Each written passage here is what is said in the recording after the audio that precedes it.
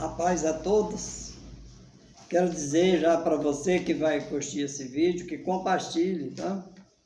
Compartilhe, inscreva no nosso canal, deixa seu like aí, tá bom?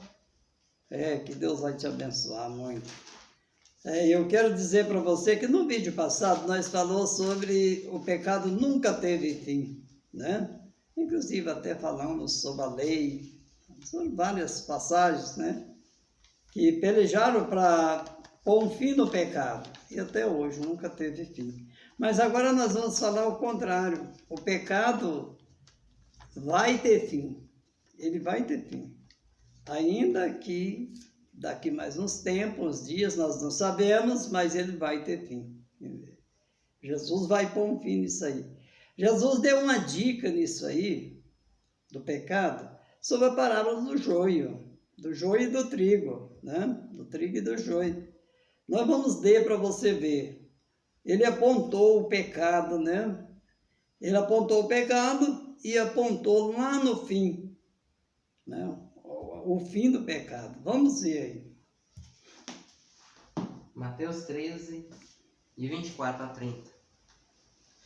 E propôs-lhes outra parábola, dizendo: O reino dos céus é semelhante ao homem que semeia boa semente no seu campo. Mas dormindo os homens, veio o seu inimigo e semeou o joio no meio do trigo e retirou-se. E quando a erva cresceu e frutificou, apareceu também o joio. E os servos do pai de família, indo ter com ele, disseram-lhe: Senhor, não semeastes tu no teu campo boa semente? Por que tem então joio? E ele lhes disse: O inimigo é quem fez isso. E os servos lhe disseram: Queres, pois, que vamos arrancá-lo? Porém, ele lhes disse: Não, para que ao colher o joio não arranqueis também o trigo com ele. Deixai crescer ambos juntos até a ceifa. E por ocasião da ceifa, direi aos ceifeiros: Colhei primeiro o joio e atai-o em molhos para o queimar, mas o trigo ajuntai-o no meu celeiro. Amém? Está vendo aí a separação? Aí, nessa parábola, Jesus está apontando o fim do pecado, né? Lá no fim ele falou: olha, vai ter jeito, nessa parábola do trigo e do joio. Porque o trigo, irmãos, significa, é muito importante essa parábola, ela é muito rica, né? O trigo significa o servo de Deus, o povo que vai morar no céu. E o joio significa o ímpio, né? Que anda pelo caminho da perdição. A gente tem que falar a verdade, né? Porque nós não podemos mentir, não somos falsos. Nós não somos falsos profetas e nem falsos pregador. Porque você já viu aí alguém pregando e dizendo que Deus ama o pecador. Agora eu te pergunto, onde está essa passagem bíblica? Aonde está essa passagem bíblica que Deus falou isso, que Jesus falou isso? Né? Não existe, não existe. Agora existe a passagem que fala que Deus aborrece o pecador. Essa existe. Essa existe. Em Salmo capítulo 5, versos 5 e 6, você pode ler lá, que você vai ver que ela existe, que Deus aborrece o pecador. No Salmo 9, verso 17, também disse, né, que o Senhor disse que o ímpio, né, será lançado no fogo do inferno. Então, está aí a palavra de Deus, porque Deus é fiel, irmão. Deus é justo. Deus é justo. Não adianta querer torcer a palavra de Deus. Não adianta. Porque Ele não vai aceitar. Pode torcer, pode pregar, pode fazer o que quiser. Mas só que não vai ser aceito. Nós vemos nessa parábola que foi lida aí, a separação.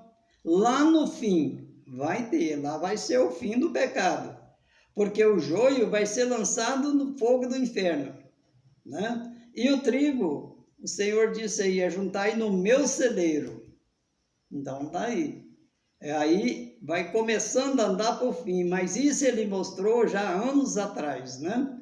Quando ainda estava na terra, ele fez essa parábola. Eu acho importante as parábolas, né? Se você vai um pouquinho atrás aí, você vai ver a parábola do semeador.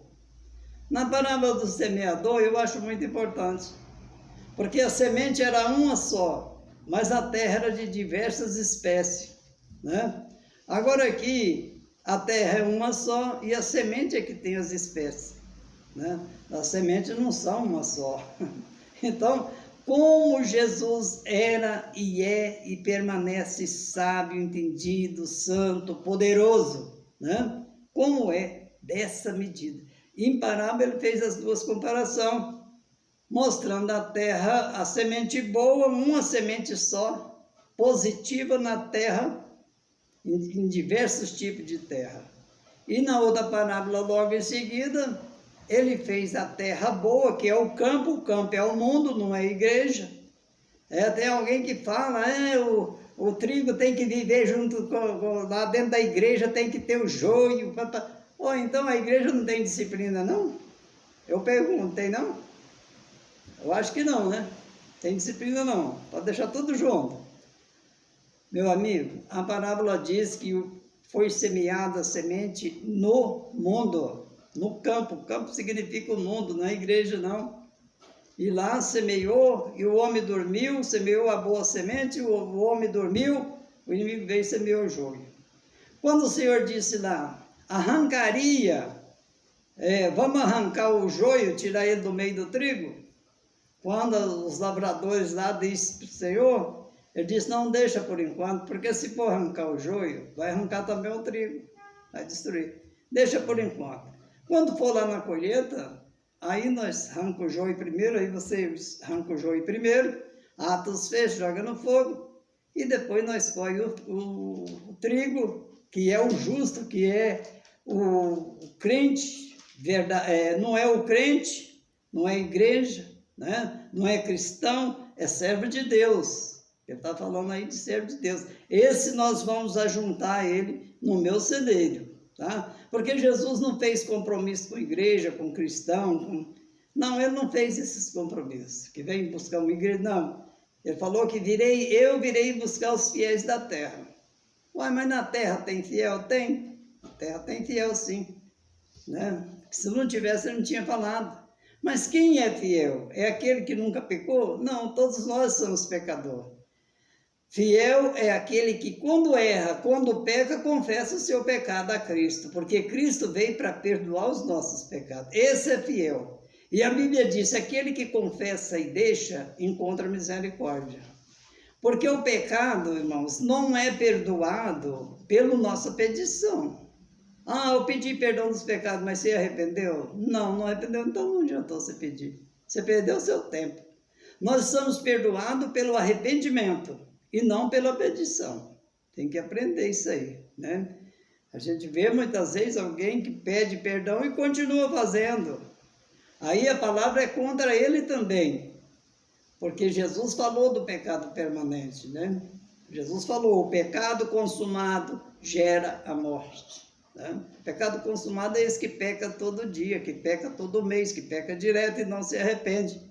Esse pecado é mortal. Você tem que entender isso aí, que esse pecado é mortal. Né? Então nós vemos aí Jesus apontando o fim do pecado lá na frente.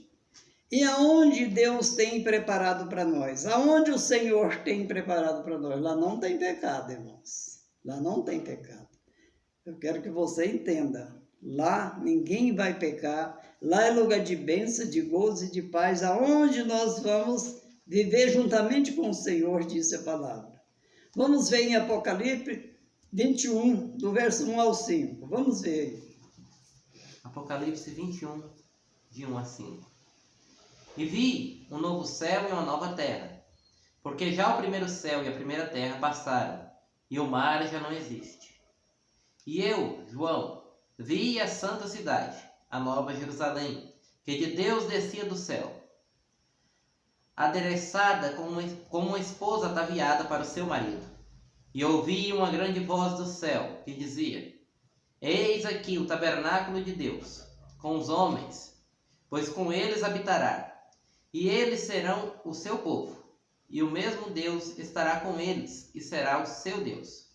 E Deus limpará de seus olhos toda lágrima, e não haverá mais morte, nem pranto, nem clamor, nem dor, porque já as primeiras coisas são passadas. E o que estava sentado sobre o trono disse: Eis que faço novas todas as coisas. E disse-me: Escreve, porque essas palavras são verdadeiras e fiéis. Amém. Viu aí? O último lugar, o último fim do pecado é aí, né? Antes seria passado pelo juízo final. E quando entrar ali, o pecado ali tem fim, irmãos. O pecado ali tem fim. Porque o ímpio, aquele que desrespeita a palavra de Deus, aquele que não obedece a palavra de Deus, que não luta para obedecer a palavra de Deus, que é chamado de ímpio, a Bíblia diz que ele vai ser lançado no fogo do inferno, no lago de fogo. E aí também encerrou, ele não vai pecar mais, ali é o ponto final. E o outro vai viver com Cristo nessa nova cidade que a Bíblia falou aí, também o pecado encerrou. Ali é o fechamento da porta para o pecado, não vai haver mais pecado dali para frente. Porque o que faz as pessoas pecarem vai ser lançado no lago de fogo. E o homem vai ser purificado, está entendendo? Aí que é.